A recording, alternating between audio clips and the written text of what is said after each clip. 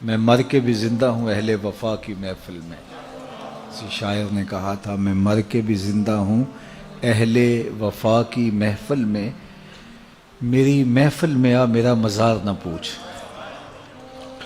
تو یہاں تو مزار بھی ساتھ ہے اور ان کی محفل بھی ساتھ ہی جمی ہوئی ہے، تو دونوں چیزیں اکٹھی چلتی ہیں. ورنہ ہم نے دیکھا ہے کہ لوگوں کے مزار رہ جاتے ہیں، ان کی محفلیں ختم ہو جاتی ہیں، فکر دم توڑ جاتی ہے اور جو ہے وہ مزارات سے ہی لوگ جڑے ہوتے ہیں.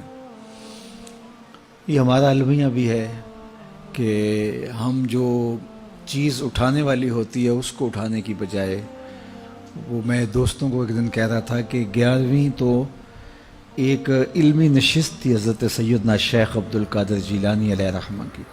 اب دور و نزدیک سے لوگ آتے اور ظاہر ہے اتنا لمبا سفر کر کے آئے ہیں تو پھر ان کی جسم کی ضرورت بھی ہے، بھوک بھی لگتی ہے، تو اس کے لیے لنگر کا بھی انتظام کر دیا گیا.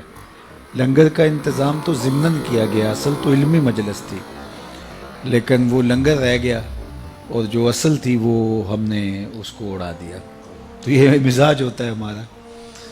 یہ لوگ عمرے سے واپس آتے ہیں، حج سے واپس آتے ہیں، تو واپس آ کے وہ وہاں کی باتیں سناتے تو مجھے بعض کا بڑا ہوتا ہے. میں دوستوں کہتا ہوں کہ بس اپنا اپنا ظرف ہوتا ہے.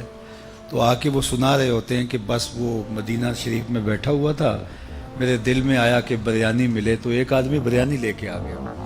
میرے دل میں آیا کہ کوئی جو ہے وہ مجھے پائے مل جائیں، تو وہاں تو لجپال ہیں اور بس یہ دل میں آنے کی دیر تھی. تو ایک صاحب آئے کہ آپ سب پائے کھانے، تو میں ان کے ساتھ چلا گیا اور ماشاءاللہ اتنے پائے. اور یہ مجھے اس سے کوئی اعتراض نہیں ہے، کوئی پائے کھائے تو مجھے کیا نقصان ہے، اور مجھے کوئی اس سے غصہ بھی نہیں ہے. اور دوسرا سرکار کی در سے دنیا اور دین دونوں نعمتیں ملتی ہیں.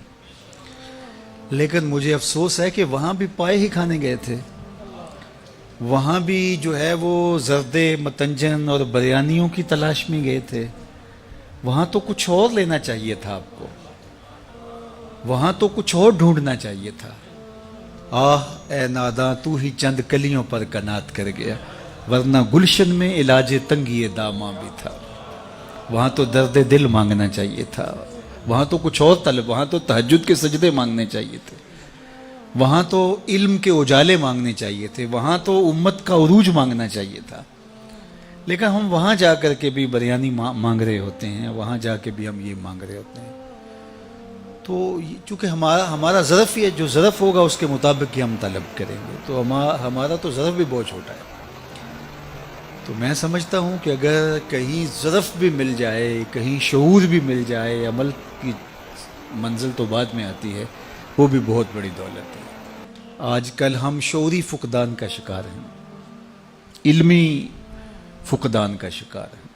ہم فکری طور پہ انتہائی جو ہے وہ پسماندہ ہو گئے ہیں، اور قومیں کبھی بھی اٹھ نہیں سکتی جب تک وہ فکری طور پہ بلند نہیں ہوتی. قوموں کی نہضت، قوموں کی نشت، اس کی بنیادی علم ہے. اور اگر آپ مجھ سے پوچھیں کہ اسلام کا کوئی دوسرا نام، تو میں کہوں گا اس دین کا دوسرا نام دین علم ہے. اسلام کا اگر کوئی دوسرا نام مجھے پوچھنا چاہیں تو وہ دین علم ہے. حضور علم کی تحریک لے کر آئے تھے اور آغاز ہی اقرا سے ہوتا ہے اس دین کا، اور ہمیں پڑھنے پڑھانے کی تلقین کی گئی ہے. اور انسانی شرف کا سبب بھی علم ہے. اپنے مشارکات سے یہ جو ممتاز ہے، مناطقہ کہتے ہیں نطق ہے جو اس کو دیگر مشارکات سے ممتاز کرتا ہے. اعلیٰ حضرت سے پوچھا گیا تو فرمایا کہ انسان کے لیے جو فصل ممیز ہے وہ نطق نہیں علم ہے. علم نے اس کو دیگر مشارکات سے ممتاز کیا، حتیٰ کہ فرشتوں سے بھی ممتاز کر دیا. آدم علیہ السلام کا تفوق جب ثابت کیا تو بوجہ علم ثابت کیا نا. جب فرشتوں نے کہا نحنو نسبح بحمدک ونقدس لک، ہم تیری تسبیح کے ترانے پڑھتے ہیں، تیری تقدیس کے گیت گاتے ہیں. اپنی وفاداری بیان کی، اللہ کی عبادت کا جو ان کا ذوق تھا اس کو بیان کیا.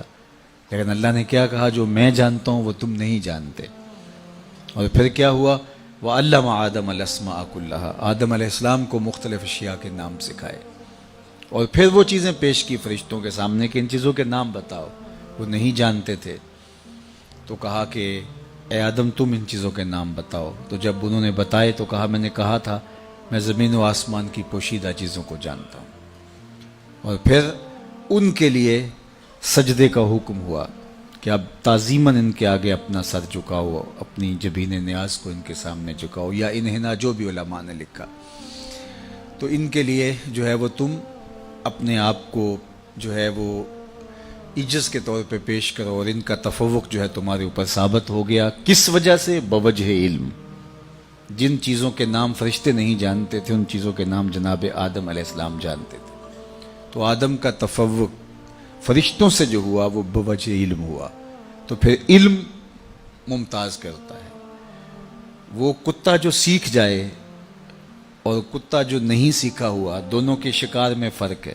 ایک کا لایا ہوا مردار ہے اور دوسرے کا لایا ہوا جو ہے وہ طیب ہے. کتا سیکھ جائے تو ممتاز ہو جاتا ہے, تو انسان کتنا ممتاز ہوگا وہ سیکھ جائے تو یہ سیکھنا ہی ہمارے لیے عزت کا سبب ہے, ہمارے لیے یہی وقار